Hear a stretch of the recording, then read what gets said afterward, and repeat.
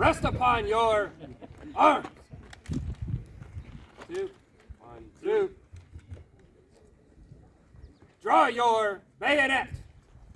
1, 2. Fix your bayonet. 1, 2.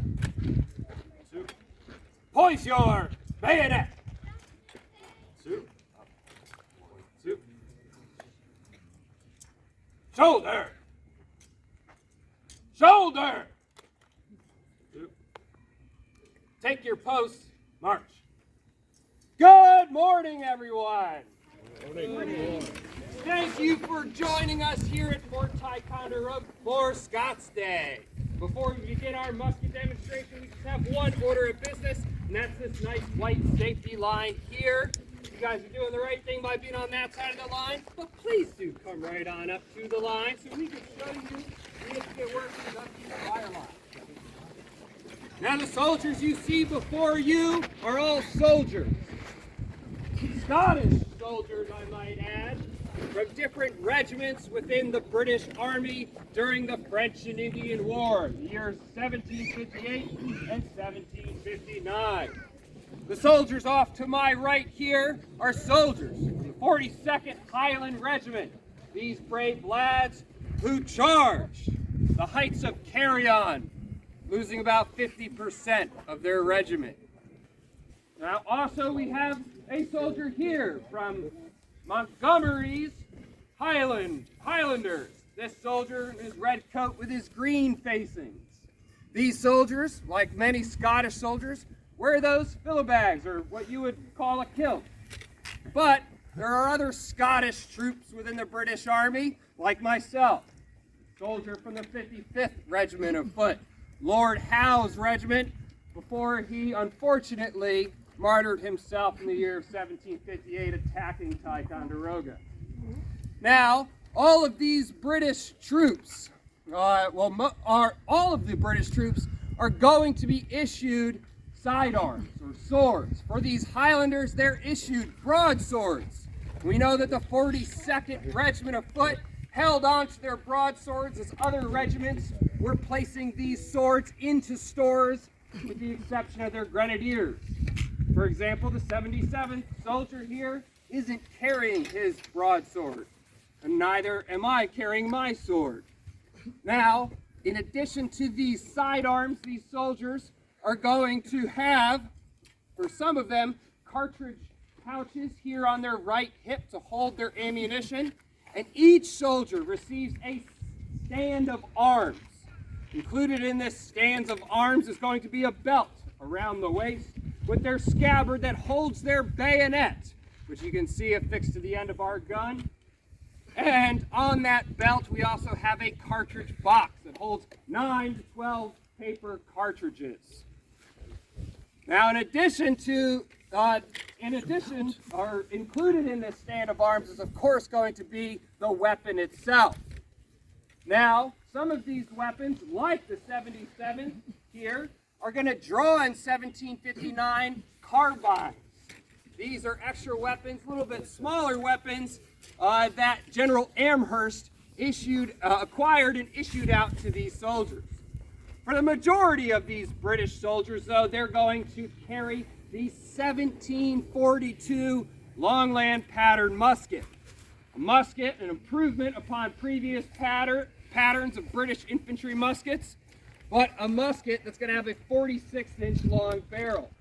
Even so, some of these troops even go as far as cutting their weapons down to a 42-inch long barrel.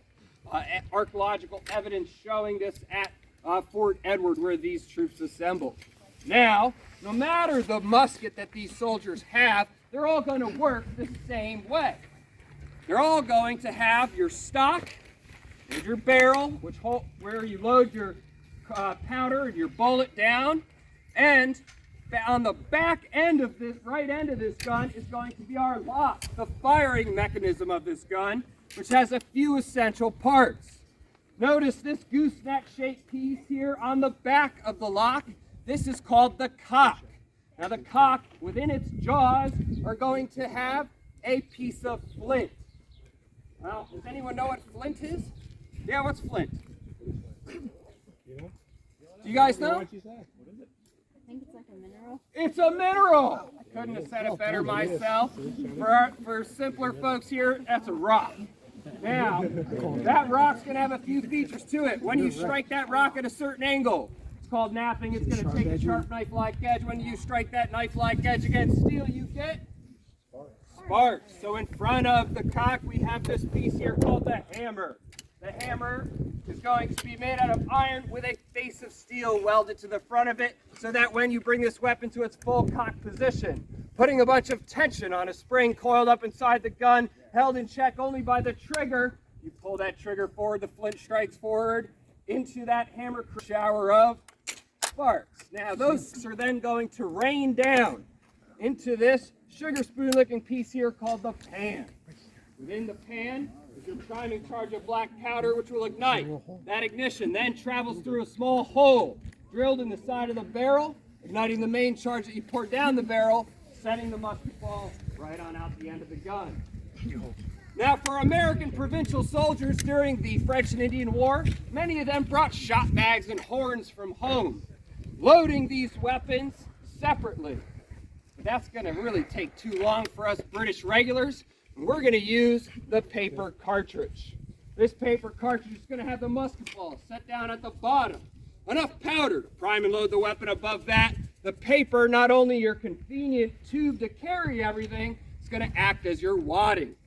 All a soldier needs to is simply take out one of these cartridges, open it with their teeth, prime their pan, shut their pan, cast the weapon about their body, pour the rest of the powder, push the bullet down the barrel, withdraw their ramrods, ram it all home to the breech of the gun, and return their ramrods back into the loops under the gun. That's just one soldier. What's better than one soldier? Many soldiers. Let's say a full battalion of soldiers. In the British Army, it's about 500 men. So these 500 men, of course, to fire their weapons together, they're going to need a safe way to do this. Now, in 1759, these soldiers are following the Duke of Cumberland. That's the commander-in-chief of the British Army. The Duke of Cumberland's 1757 exercise of foot. A new exercise that the Duke of Cumberland ordered all the officers in the British Army to transcribe this exercise and begin using it. Now this exercise actually calls for 3 ranks of soldiers, having another rank behind the first 2 ranks. But General Amherst specifically said that these British regulars had to quickly be able to form in just 2 ranks. Now, why that is because Amherst knew that these British regulars would be facing few French regulars opposing them. And these 2 ranks would allow them to chase any of those Canadians or their native allies off of any ground. Now, with just these 2 ranks, these soldiers to train, they're going to follow 21 steps of this exercise to load their weapons. Starting with the musket on their shoulder, they'll be given the command to join your right hand to the firelock. 1, 2, counting out a cadence after each movement so that they do it together. They then will be ordered to recover your firelock. 1, 2. Open your pans. Bringing the weapon with their muzzle at the hat height, they throw their pans open, keeping their thumb on their hammers, and then they can be ordered to handle the cartridge. Grabbing that cartridge out, bringing the cartridge up to their mouth, they'll then be ordered to open the cartridge. Tearing that cartridge with a nice swift movement open, they hold the cartridge next to the pan so they can prime. Shaking a little bit of that black powder into their pans, taking their pinky and ring finger behind the hammer so that they can then shut pan. 1, 2, and then they cast the weapon by pushing the butt down, cast the weapon about their body, holding the cartridge next to the muzzle so they can load with cartridge. Pouring the powder down the barrel, they press the musket ball into the end of the muzzle.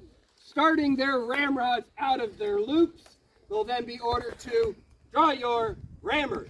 They do this together, flipping the ramrod around, shortening it on their waist belts, starting the rammer on top of the cartridge so they can then ram down cartridge. Throwing that ramrod down the breech, seating everything to the breech of the musket, bringing the rammer back into the loops under the gun. With their forefinger, they will get the order to return your rammers, coming right up to the position with the lock to their belts. They then will be ordered to shoulder. Bringing the weapon to the shoulder, these men are loaded. Now what's great about these two ranks of soldiers is that when we go to fire, each rank has a very specific job they're going to have to do to safely fire. Upon the order to make ready, 1, 2, 1, 2, the front rank man drops to his knee, kicking his right foot back, cocking his weapon as the butt of it hits the ground. The rear rank, at the recover, they cock their weapons and take a step back 18 inches so that the front rank's man's foot will have enough room to clear. From here, they'll be ordered to present. All the muzzles clearing the men. They'll then wait for the order to draw the trigger. All firing together. They then snap right back to the position so that they can, in battle, get the order to prime and load. Loading in about 10 to 15 seconds. Still using this exercise that they've trained in so that they can do this together without bumping into one another. Now in 1759, General Amherst noted that these soldiers are to practice platoon firing. Now I'm going to throw a question out there to you. A British regiment has 10 companies. Well, 12 technically, but 2 are on recruiting duty. With 10 companies, each company can then be subdivided into platoons. How many platoons are in a British regiment? 10 companies, 2 platoons each. How many companies? 20, very good. We got a mathematician over here. 20 companies, or 20 platoons. Now, General Amherst noted that in order to drive the enemy from the ground that they hold, platoon firing would be the most effective. Placing these platoons